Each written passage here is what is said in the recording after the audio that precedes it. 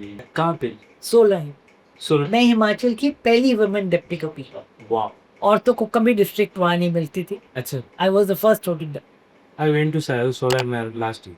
तो मैं वो बहुत सही जगह है मैम, बहुत बढ़िया जगह है। खूब बहुत वो उसके बहुत बाद मुश्किल जगह है बिकॉज वो हाईवे पे है। तब हवाई जहाज नहीं होते थे और शिमला को और हर एक वीआईपी को बॉर्डर टू बॉर्डर एस्कॉर्ट करना पड़ता था। मैं सारा वक्त रोड पे ही रहती थी। कभी सीएम जा रहे हैं, कभी गवर्नर आ रहे हैं, कभी सेंट्रल में। अच्छा अच्छा अच्छा। मैं सारा वक्त रोड पे रहती थी। और उसका एक फायदा भी था, कुछ डिस्कस करना हो सीएम से, किसी पॉलिटिशियन से, वो डिस्कस हो जाए। मतलब टैरन आपको पैसा देना है सोलन में? बहुत अच्छा। बहुत अच्छा। मैंने वहाँ अंत्योदय मूवमेंट शुरू की। अच्छा। बीजेपी की थी अंत्योदय मूवमेंट। हाँ। और सीएम साहब ने ये कहा जब उन्होंने मेरा काम देखा कि इस हमने औरत को डीसी पोस्ट किया था, सोच के ये बहुत अच्छा काम करेगी। अच्छा इसने अच्छा काम नहीं किया। मेरे तो रोंगटे ही खड़े हो गए, क्या बोलने वाले। कैसे इसने यहाँ आके पूजा की। अच्छा। अच्छा अच्छा, सरप्राइज दे दिया। और सबने खूब तालियां बजाई। तो अब हाल में मैं उनको पता नहीं 40 साल बाद 30 साल बाद मिली, उनको भी वो बात याद आई, मुझे भी वो बात। हिमाचल की सी। शांता हुआ है। अच्छा। तब शांता हुआ है। तो इंदिरा मैम मैम से मिले? मिली है, मिले। पर काम नहीं किया उन्होंने। हाँ। एक बार पोस्टिंग हुई थी, अच्छा। लेकिन वो मैंने मना कर दिया क्योंकि I was going to have my second child. वो पहले पता नहीं। ओके ओके, इसलिए। तो मैम जैसे यू हैव कॉमन चिल्ड्रन हो? I have 2 children. One daughter Mitali, वो बड़ी है। अच्छा। वो कैलिफोर्निया में है। कल। उसकी शादी हुई है और बेटी है। ये उसकी शादी की फोटो है। ओके। वो ये उसकी शादी की शी फोटो है। Settle there only? और एक मेरा बेटा है रजत मुखर्जी, वो लंदन में। We will take that picture. वो लंदन में, या वो वेटनरी सर्जन है। वो फोटोग्राफ ली थी जब इनके पिताजी 70 साल के हुए थे। इन्होंने कहा था मैं गोल्डन टेम्पल सेवा करने जाऊंगा। तो आफ्टर सेवा जब ये नहा के बैठे तो मैंने तो गोल्डन टेम्पल का फोटो है आपका। मैम एज ए मदर का रोल जानना चाहूंगा कि मदर का कितना इम्पोर्टेंट रोल है चाइल्ड को अपब्रिंगिंग में। एज ए मदर का रोल आपने कैसे निभाया? मतलब आपको डिफिकल्टी फेस हुई एज ए ऑफिसर? बहुत डिफिकल्टी थी। वो thing is work come first. आप नहीं बोल सकते मेरा बच्चा बीमार है मैं घर भाग रही हूँ। रो वहाँ क्राइसिस हुई हुई है ऑफिस में, तो you have to make arrangements. तो मेरा इसमें जो what was in my favour was my husband was very supportive. Yeah. पर वो सारा वक्त मेरे साथ रहे नहीं। हम लोग बहुत कम साथ पूछते रहे। अच्छी। हम लोग अलग अलग पूछते थे। पर जब भी वो साथ थे, जब बच्ची पैदा हुई वो साथ थे, तो उन्होंने मेरा पूरा साथ दिया।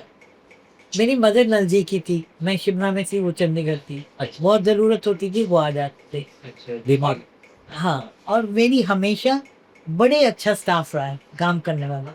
ये ज्योति है, ये सिंधु करती है, ये मेरे पास 12-13 साल थे। अच्छा। सो मतलब वो घर के ही बन जाते हैं और पूरे जिम्मेवारी थे काम। तो मेरी बेटी को जिसने ब्रिंग अप किया, वो एक ब्रिटिश टाइम में नर्स थी। अच्छा। छोटी मोटी दवाइयाँ उसको पता थी। हाँ हाँ। वो संभाल सकती थी बच्चे।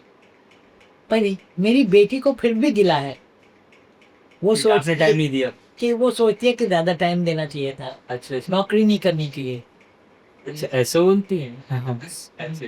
वो खुद डेंटिस्ट है पर अभी नौकरी नहीं करती क्योंकि बच्ची छोटी है। अच्छा केयर करना है। लेकिन बेटा खुश है।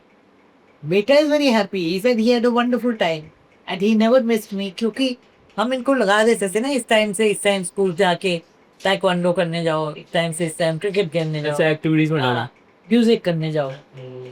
मुझे लगता है कि वुमेन के लिए थोड़ा सा वो अलग ही लेवल का चैलेंज हो जाता है सर्विस को मैनेज करना। तो आप ये बताइए कि एज ए वुमेन आपने सिविल सर्वेंट में क्या क्या चैलेंजेस फेस किया आपने? फर्स्ट पोस्टिंग के बारे में बताइए कि आपको as a SDM first posting कहाँ हुआ था और मतलब कैसे कैसे चैलेंजेस आपने फेस किया? देखिए, फर्स्ट पोस्टिंग सबसे मुश्किल। मैं ऐसे क्यों बोल रहे हो? मैं एसडीएम नूरपुर पोस्ट थी, वो भी बिल्कुल पठानकोट के बॉर्डर पे। अच्छा। मेरी पहले पोस्टिंग हुई थी कन्नाघाट। पर जो लड़के की पोस्टिंग नूरपुर हुई, वो एक्सेप्टेबल नहीं था वहाँ। तो उन्होंने चेंज करके मुझे भेज दिया। मुझे नूरपुर के बारे में कुछ मालूम नहीं था। अच्छा। तो मैंने डीसी साहब के बारे में सुना था, वो बड़े डायनामिक ओके। डीसी साहब। तो मैंने उनसे टाइम मांगा कॉल ऑन करने के लिए। उन्होंने टाइम दिया।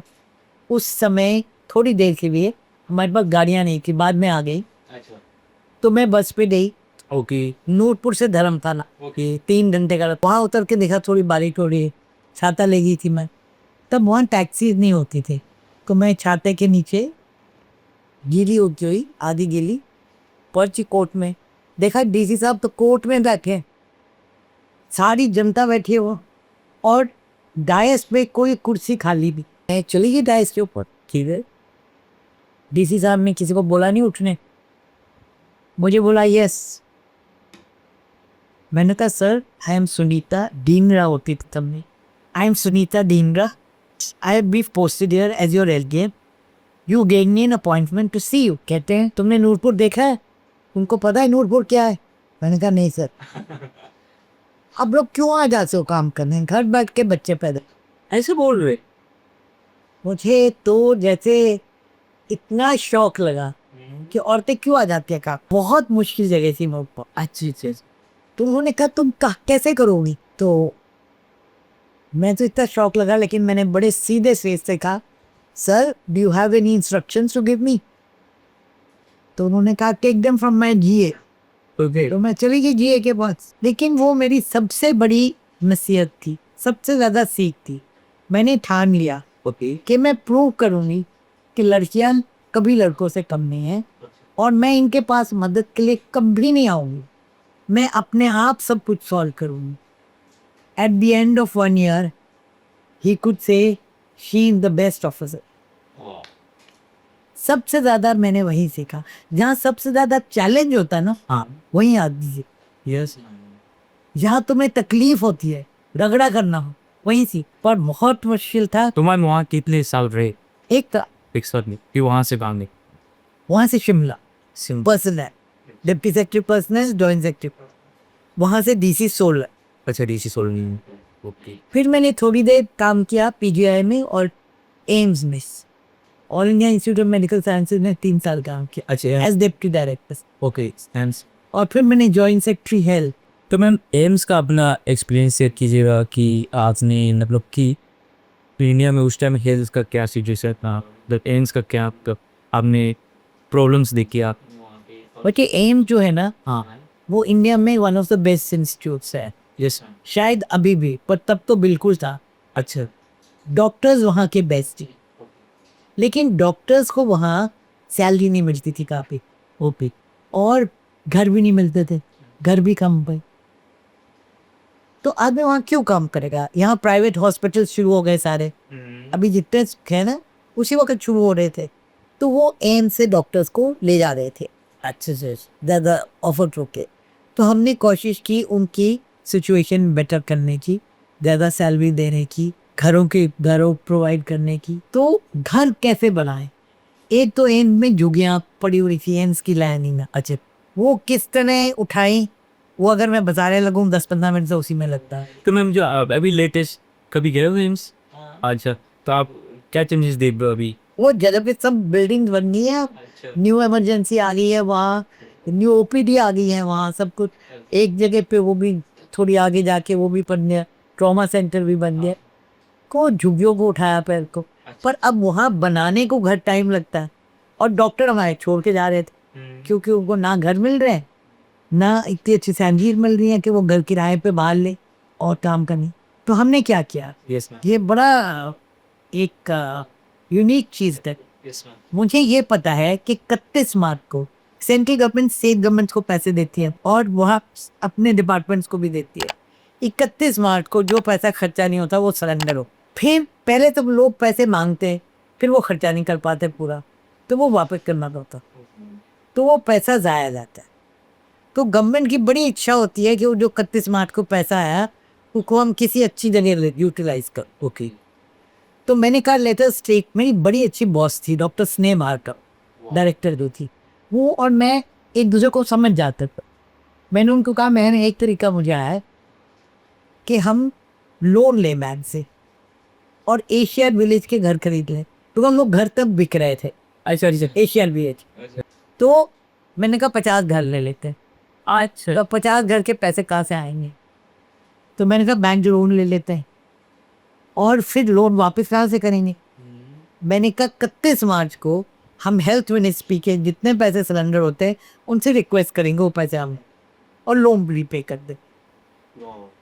तो जैसे हमने शुरू किया ये, पहले तो प्लानिंग कमीशन में गए, उनकी अप्रूवल ली, ठीक है। फिर जैसे हमने फाइनेंस में भेजा, ये सब हेल्थ मिनिस्ट्री के छूट गया। अच्छा जैसे फाइनेंस में भेजा, फाइनेंस ने कहा तुम्हारे तो एक्ट और रूल्स में, एम्स एक्ट के अंदर बना है, उसी में प्रोविजन नहीं है लोन लेने की। हाँ, फिर हमने वो एक्ट और रूल्स अमेंड करा। ये एक्ट रूल्स अमेंड करते साल लग जाते हैं कि वो तो पार्लियामेंट में होगा। हाँ, पर शिवराज पाटिल जी स्पीकर थे अच्छा और मेरी थोड़ी सी उनसे जानकारी थी, तो मैं उनके पास गई। मैंने कहा ये बाई सर्कुलेशन करा दो, क्योंकि कंट्रोवर्शियल तो है नहीं, एम्स के को घर मिले ये तो कोई मना नहीं करेगा, क्योंकि सारे एम्स में डॉक्टर्स के पास आते, तो उन्होंने करवा दी। तो फाइनेंस मिनिस्ट्री ने हाँ कर दिया, प्लानिंग मिनिस्ट्री ने हाँ कर दिया, एक्ट अमेंड हो गया, हमने लोन ले लिया और 31 मार्च को लोन वापस, वाह मैम बहुत अच्छा। और 50 घर ले गए। 50 अब मेरा नहीं ख्याल किसी को पता है ये घर कैसे आए, पर वो 50 घरों में लोग बहुत खुश हैं।